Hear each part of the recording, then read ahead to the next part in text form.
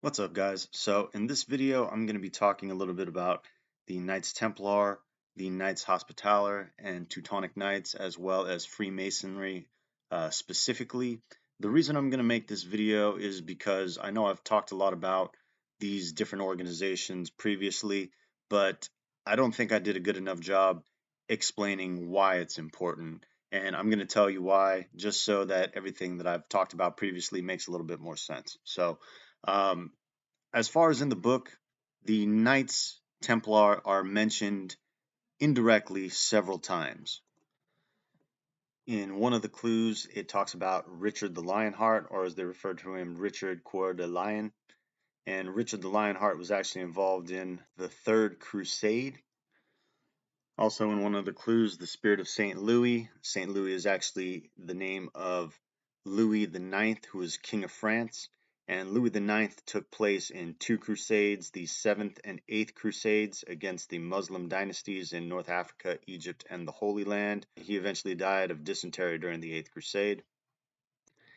And in the clue, the Pilgrims. Pilgrims can refer to a lot of many things. The Pilgrims that came from the Mayflower, but also Pilgrims were what people were called to travel to the Holy Lands. They did pilgrimages of the Abrahamic and Judaism and Christianity and Islamic faiths to the Holy Lands to touch and see the physical manifestations of their faith, confirm their belief in the holy context with collective excitation, and connect personally to the Holy Land. On the side of the Scottish Rites Temple in Los Angeles on Wilshire, they actually have a mosaic. And this picture right here, this is actually the Siege of Acre right here. You can't really see Acre because it's a little dim, but they talk about the Siege of Acre right here. And in 1191, Richard the Lionheart successfully captured the city of Acre during the Third Crusades. But in 1291, the Mamluks sieged the city of Acre and they actually retook the city.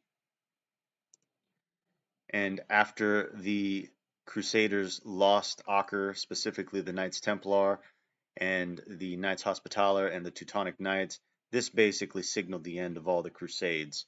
There weren't any more Crusades into the Holy Land after this. And here is a picture of the defense fortifications of Acre in 1291. And here you could see the main groups that were there defending Acre. You have the Templars, the Hospitallers, and the Teutonic Knights. This was the main fortifications that did their best to try and hold off the invading Mamluks. It's also interesting to note right here that the harbor was right next to the Templars' headquarters, and this was their way of escape during the siege, eventually leaving by ship. Now here I'm going to be citing from a website called knightstemplarorder.org. If you guys want to check this out for yourself, there's a lot of interesting information here, but I'm just going to be sourcing certain things. So here it's talking about the idea of Templars as Crusaders is proven to be very different than commonly described. The First Crusade was fought almost 20 years before the Templar Order was founded. In the Temple Rule of 1129, the Templars actually rejected the idea of the Crusades as supposedly to overcome Muslims or Islam and criticized that it did not do what it should, that is, to defend, but strove to plunder, despoil, and kill. The Third Crusade was to retake only a few Christian territories captured by Saladin and establish the Kingdom of Cyprus to relocate Christians back towards Europe, ending with a peace treaty. The Second Crusade and Fourth Crusade were to defend Byzantine Christians against early Turkish imperialism, and later battles were to defend Europe against invasion by the Ottoman Empire.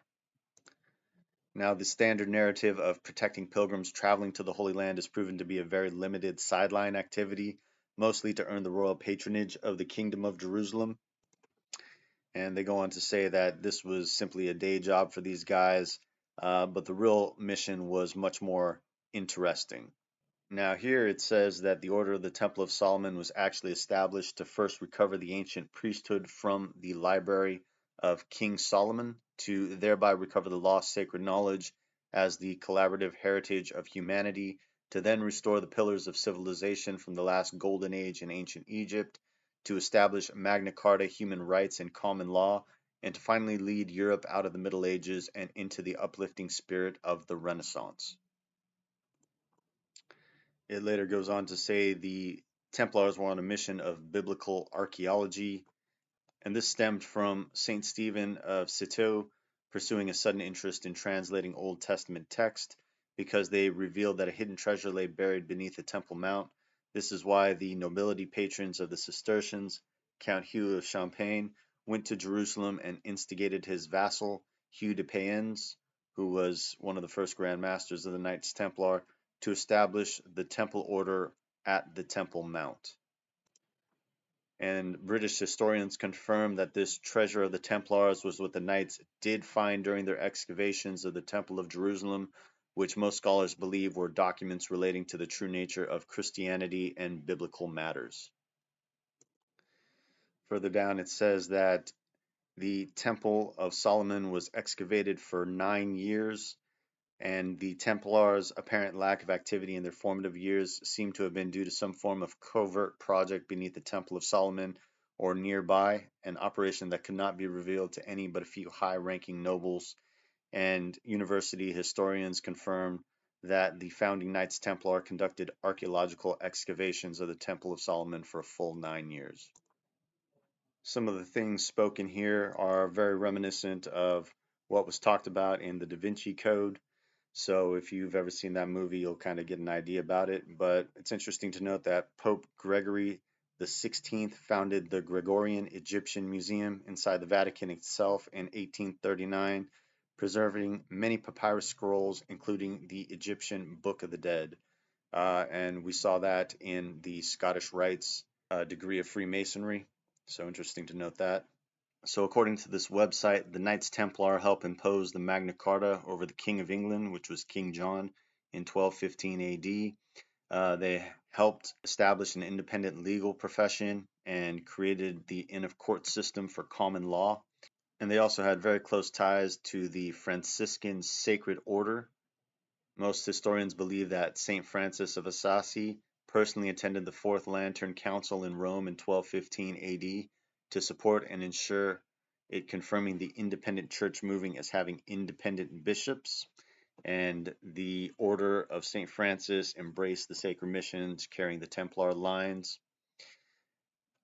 And further confirming the Templar Franciscan bond, King Louis IX, St. Louis of the Templar Angevin royal house, was canonized in 1297 AD by Pope Boniface VIII, who was later kidnapped by King Philip IV, King Philip the Fair, who persecuted the Templars, specifically as a patron saint of the Franciscan secular orders. Now, King Louis IX accomplished distinct Templar missions like reforming the justice system, banning trials by ordeal, and establishing the legal precedents of presumption of innocence, innocent until proven guilty. He also outlawed all usury, banning any interest-bearing loans, making usurers compensate borrowers or pay all profits to the Crusades, and evidencing Templar biblical banking principles.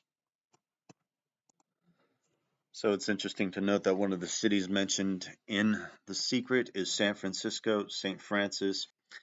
Also, the Templar mission of St. Francis, the close cooperation of the Franciscan Sacred Order with the Templar Order, both based in England, is most compelling evidence by St. Francis himself pursuing the Templar tradition of peace and friendship with the Sultanate of Saladin.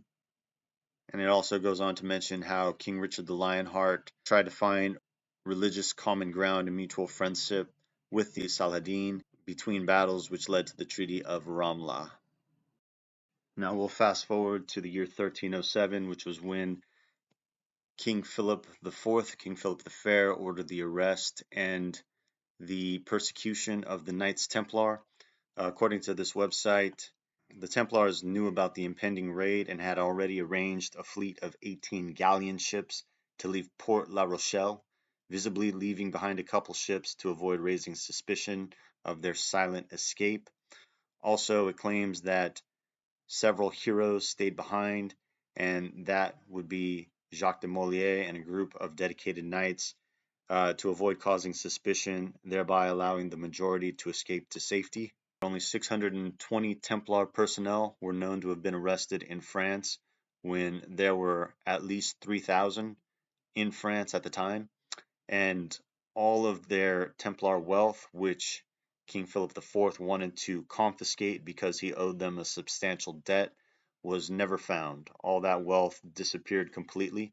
So it's quite possible that it went to the ships at La Rochelle.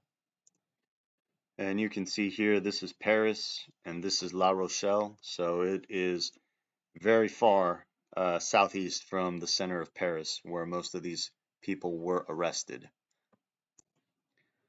Further down, it also implies that the Templars established the country of Switzerland, and the Templars were known as the first bankers of their time. And something that Switzerland is most widely known for is their banking system and their banking secrecy. Also, we talked about Scotland winning its independence from England. Well, it is also implied here, and not just from this website, but other sources as well, that the Knights Templar fled to Scotland after their persecution in 1307, and the king there, Robert the Bruce, who was then excommunicated by Pope Clement V at the time, he welcomed all Knights Templar. And here it says that Templar forces reportedly fought alongside the king in 1314 at the Battle of Bannockburn. Contemporary chroniclers maintain that the superior military skills of the Templars tipped the battle in the Bruce's favor. The English had a larger and superior number of troops. However, when they saw the Knights Templar with their white flags charging the battlefield, this led them to basically flee in terror, and the English king Edward II retreated almost immediately. So supposedly the Knights Templar helped the Scottish win their independence. Also, we talked briefly about how the Knights Templars assets were given over to the Knights Hospitaller. It's also said that many Knights Templar joined other Franciscan orders or other orders such as the German Teutonic Order, the Spanish Montesa Order, the Portuguese Knights of Christ, who we know were basically King Denis' reformed version of the Knights Templar, and the Rosicrucian Mystical Order, which we've talked about also. Now, there's a lot of speculation that Freemasonry is the same thing as the Knights Templar, but this website, knightstemplarorder.org, makes clear that they are not the same.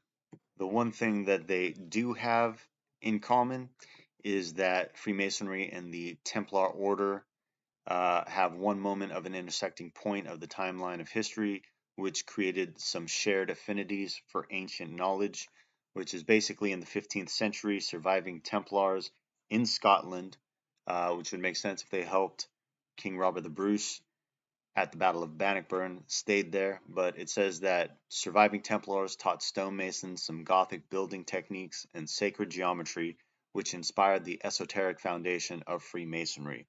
For this reason, the higher levels of Freemasonry have honorary Knights Templar themed Masonic degrees and Masonic orders named in tribute to the earlier Templars.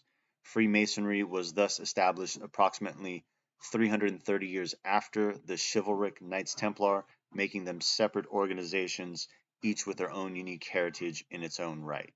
Also, it points out that Freemasonry is characterized by secrecy, in contrast with the Knights Templar, which had the principles of exercising public official authority for visible preservation and open public dissemination of esoteric sacred knowledge as the collective heritage of humanity. Now, I talked about Henry I Sinclair, Earl of Orkney and Lord of Roslin, being the figure that inspired part of the story about traveling to America earlier. Well, the Sinclair family in general, we know, built Roslyn's Chapel, but according to this website, William Sinclair, the Baron of Roslin, was also a hereditary descendant from the first Grand Master of the Templars, Hugh de Payens, who was married to Catherine St. Clair, the niece of Baron Henry St. Clair of Roslin. So, if there is a connection between the Sinclair family and Hugh de Payens, it would make a lot of sense why they would know a lot about the Templars in general. But it further goes on to state that William Sinclair was appointed a Grand Master for Scotland for the surviving Templar order. And in Rosslyn Chapel, it contains the tomb of William Sinclair with a gravestone bearing the prominent inscription, William de St. Clair, Knight Templar. So, if you want to believe that, that means that he was a part of the Knights Templar, even though they were dissolved at the time. It also states that the Proto-Masonic Guild was styled upon which the workers who had once created Solomon's Temple, of which Rosslyn was a partial copy. These matters conferred a special status on the workers involved, and one that their sons and grandsons did not want to relinquish. And it was in 1446 that Henry Sinclair received the founding charter from the Vatican of the Roman Catholic Church for the construction of Rosslyn Temple, and Templar historians therefore consider this to be the specific year when the Fraternal Society of Freemasonry was first established. And basically, the chapel took 40 years to construct, and this is when the surviving Knights Templars trained the first Freemasons, and the intricate stone carvings were something that they learned to do in this time frame. And it goes on to say that the cathedral in Chartres also followed a similar style of creation. Chartres was designed by the Knights of the Temple of Solomon and was constructed starting in 1194 AD by a guild of stone masons, which was created and named by the Templars, called the Children of Solomon. And then later, the Masonic leader William Shaw, Master of Works to King James VI of Scotland, who I already mentioned, who was a Freemason. William Shaw wrote a charter in 1602 for Sir William St. Clair of Rosslyn, recognizing the right to patronage over Scottish Masonry, which was officially granted to his son William in 1628. The charter was relinquished by the Sinclair dynasty over 100 years later to support the formation of the Grand Lodge of Scotland in 1736, upon which the 21st Baron Sinclair of Rosslyn was installed as its first Masonic Grand Master. So we could see that the Sinclair, St. Clair family had a long history within Scotland and within Templars to Freemasonry. So very interesting to note the transition. Now, if we compare what the website was talking about to that which we find in Wikipedia and other sources, we're going to see that Freemasonry in Scotland is older than in any part of the British Isles and, in fact, any part in the world. We have records that date back to at least 1599. We know that King James VI of Scotland, also known as King James I of England, was a Freemason, and he was active during this time. So very interesting to note that Scotland is where the first mentions of Freemasonry actually come from. But there are a lot of Masonic manuscripts and myths that kind of talk about the existence of Freemasonry prior to what we know in Scotland. Although it's interesting to note that the Grand Lodge of England was formed in 1717, and this is basically the start of modern day Freemasonry. But here it mentions something called the Kirkwall Scroll, and on the Knights Templar Order.org, it actually talks about the Kirkwall Scroll. And basically, it's a 15th century historical document which is hanging on the display in the Masonic Lodge, Kirkwall, Kilwinning, number 38 in Orkney, England. And it is mixed with symbols from the 12th century Templar spiritual alchemy. The scroll prominently features extensive original Masonic symbols, which were never used by the Knights Templar and was not yet used in mainstream Freemasonry until around the 18th century. And it's also interesting to note that the scroll appears to be written in 2nd century Western Middle Aramaic, the origins of later Biblical Hebrew. This distinctive writing script was explored as Enochian. We talked about Enoch a little bit earlier, which is said to be the language of the angels, attributed to the biblical Enoch, first published in 1530 AD, and further developed as Enochian by advisor to Queen Elizabeth I and alchemist John Dee. Queen Elizabeth I was around the time of Shakespeare, and she's also the one that sent Sir Walter Raleigh, and Sir Francis Drake to explore America. And here's just a little bit of a zoomed in version of what the Kirkwall scroll looks like. You could see that the artwork is definitely a little crude, a little old, but here you could see some Hebrew at the top. And here you have some Masonic symbols used here. Here's the square and the compass, the ladder that goes up, and steps. ISH is for Jesus. And this looks to be the resurrection or the assumption right here into angels or of Jesus or Mary by the angels. This looks to be the Temple of Solomon right here. Here are further examples of some other symbolism right here. This looks to be something out of Freemasonry, the two columns, and something Masonic in the middle with the square to the side. And then you have more symbols of Freemasonry and whatnot. So this is a very old piece of parchment. Interesting to note that. Now, when they radiocarbon dated the Kirkwall scroll, they found that it dated to about 1465 AD, which was at least 100 years, 150 years before the first mention of Freemasonry went public in Scotland. And these facts prove that the symbols, while not used in Freemasonry until the 18th century, did initially appear on and originated from the 15th century artifact during the time period of the first Masons establishing Rosslyn Chapel under the patronage of surviving Knights Templar. Also, it's interesting to note that this website says that the 15th century Kirkwall scroll contains a depiction of a Christian cross labeled with the inscription ISH, a version of the classic IHS in a different order, indicating that they are common acronyms. Masonic traditions hold IHS to mean Isis Horus Seb from the Egyptian tradition, which was highly valued by the Templars. The IHS inscription is used primarily by the original Knights Templar and by the Jesuits. This substantiates a historical connection of some surviving Templars continuing through the 16th century Jesuit order. So it's interesting to note that they would mention the Jesuit order, and we talked a little bit about the Jesuits in other videos previously. But in Freemasonry, they have their own set of stories and myths of where they originated from. And one of the oldest is called the Regius Poem, and it basically says they started with a prayer, invocation of God, and it followed a description of the 7 liberal arts: logic, grammar, rhetoric, arithmetic, geometry, music, and astronomy, saying that geometry was above all. They talk about how the craft came to the British Isles, usually culminating in a general assembly of Masons during the reign of King Athelstan.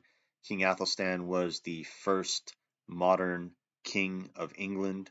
A little bit more detail talks about how Euclid counterfeited geometry and called it masonry for the employment of the children of the nobility in ancient Egypt. And then it recounts the spread of the art of geometry in diverse lands. The document relates how the craft of masonry was brought to England during the reign of King Athelstan. Another manuscript called the Matthew Cook manuscript has a little bit of a wider interpretation, saying that there were pillars with Masonic knowledge on them, and they were made previous to the flood, the great flood that happened, and they were found by Pythagoras and Hermes. Pythagoras and Hermes were both Greek. The 7 sciences were then passed down through Nimrod, the architect of the Tower of Babel, to Abraham, who we spoke about previously, who taught them to the Egyptians, including Euclid, who in turn taught masonry to the children of the nobility as an instructive discipline. The craft is then taught to the children of Israel, and from the Temple of Solomon finds its way to France, and then to St. Albans, England, where Athelstan was. Now, in another manuscript called the Dowland manuscript, it goes a little further and talks about how it went from Euclid to Egyptian lords to the Temple of Solomon, through France into England, and then it also mentions that Athelstan's son, who was named Edwin, was an expert geometrician who obtains his father's charter for an annual assembly of Masons that should be renewed from king to king. The assembly under Edwin is the first time identified as having occurred at York. The articles and points are now replaced with a series of charges in the form of an oath. Now, in the Charleston verses, we have a line in there that says Edwin and Edwina named after.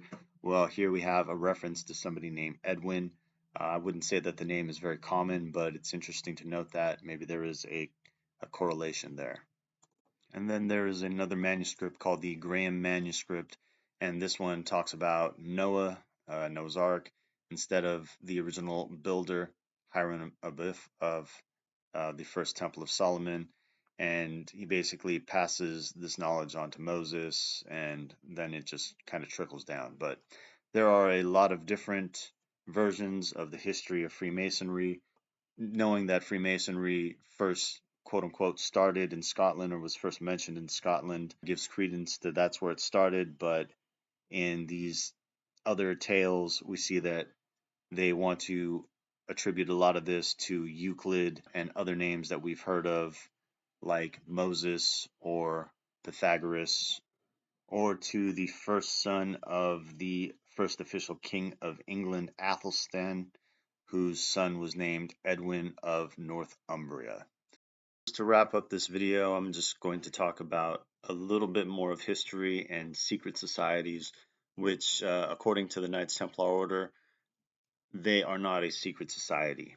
And they say that, as a matter of historical fact, the idea of a secret society is fundamentally the opposite of everything which the original Knights Templar embodied, stood for, and fought for. The genuine Order of the Temple of Solomon was indeed a very public institution. Also, they state that such proponents of secret societies make vague references to shadowy connections with some claimed Priory of Sion or Merovingian bloodline.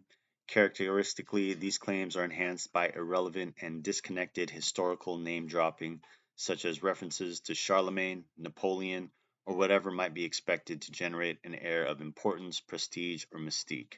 Also, it goes on to say that another telltale sign of a misguided secret society is an emphasis on how important its purported members are, with vague references to supposed high-level connections. Often, secrecy itself is highlighted to give an artificial air of importance and implied superiority. Sometimes an ultimatum is given that one must instantly and blindly accept all of their claims, or else you will never hear from us again, as if some life-changing great opportunity of any benefit would be lost forever. And it later goes on to say that the traditions which have been forced to survive underground only as long as needed to avoid persecution are very different from a secret society. Members surviving as an underground network of an otherwise public institution do not engage in any such elitism, egotism, deception, or subversion, but rather simply pursue their positive purposes quietly and privately, hoping to be left alone in peace. So basically, the Knights Templar had to survive underground, and they were never a secret society, but more of a society that was suppressed and had to not be seen or heard from just so they continued their mission, which was a public mission that everybody knew about, however, was ruled unlawful by the church and the Pope, basically. But what happened in between the time that they were suppressed to the time where they are actually a real legitimate organization once again in the world? And a lot of that has to do with the popes. And as you can see, during the 13th century, that's known as the Avignon captivity. Basically, all the popes from 1309 to 1377, they were all French popes, and they resided in France rather than in Rome. This caused a huge, huge problem with many clerical figures. A lot of cardinals rejected the Avignon popes, and the papacy lost a lot of prestige and authorities, which led to multiple schisms within the Catholic Church. There was a lot of accusations of corruption as well, and that continued into the 14th century. In the 14th century of the papacy, there were some good things like intense artistic patronage, centralization of papal states, and increased involvement in Italian power politics. It also led to a cultural capital, commissioning masterpieces from artists like Michelangelo and Raphael. However, the era was also marked by deep corruption, rampant nepotism, and a focus on secular power over spiritual leadership. A lot of popes during this time had children, they had affairs. Many of the military orders from the church took vows of poverty, chastity, and obedience. And a lot of the popes of this time, they like to indulge in themselves a lot. They didn't vow by any chastity as they had many children, and their obedience was that to themselves. And we can see here that the popes functioned more as secular princes than spiritual leaders, engaging in war and diplomacy to secure the papal states, with figures like Alexander VI and Julius II prioritizing political expansion. And there were many scandals, including the blatant nepotism of Sixtus IV and the notorious worldly and power-hungry reputation of Alexander VI. And in the 15th century, the popes left a complex legacy marked by intense artistic patronage, political corruption, and the failure to initially halt the Protestant Reformation, followed by an aggressive counter-Reformation. So, although they did accomplish things like commissioning masterpieces from Michelangelo and Raphael to build St. Peter's Basilica, there was still a lot of corruption and nepotism. And one of the things that really started the Lutheran Protestant Reformation was that of the popes selling indulgences to fund their lavish lifestyles and their projects. Martin Luther was very upset with this, and he wrote his 95 Thesis of what was wrong with the church, and that led to and started Lutheranism and Protestantism and the Protestant Reformation, which really hurt the church's power. The church actually wanted to capture Martin Luther and burn him as a heretic, which talks a lot about, what the church was doing. They burned Jacques de Molay at the stake for being a heretic. They burned a lot of people at the stake for being a heretic, not just the Knights Templar. It's interesting to note that the people of the time stopped seeing the church as the almighty voice of God, and they started to believe more in the word of the Bible rather than the people running the church. The church lost a lot of influence because of that. And what happened during that time, the 1500s in England, you have King Henry VIII, who completely split from the Catholic Church because he wanted to get divorced, and he started the Church of England himself. And during that time, Protestantism kind of took over. Although he was said to be a devout Catholic, his daughter Elizabeth I was raised more as a Protestant, similar to that of her mother Anne Boleyn. And the Protestant Reformation really took hold in England during the late 15th century. And then when King James VI of Scotland, James I of England came in, he was a Protestant as well.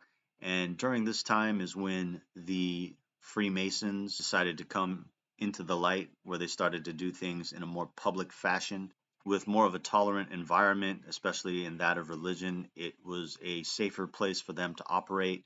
Obviously, if they were under the rule of the Catholic Church, they would be seen as heretics, especially with some of the things in their belief system. I'm not going to say that they're polytheistic, but they do have beliefs that are rooted in other societies and other cultures. So that probably would not have been allowed by the church at all.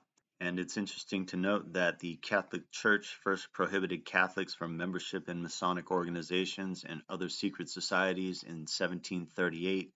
Since then, at least 11 popes have made pronouncements about the incompatibility of the Catholic doctrines and Freemasonry. So obviously, the Catholic Church doesn't like Freemasonry. They are against it, and many popes have come out and said the same thing.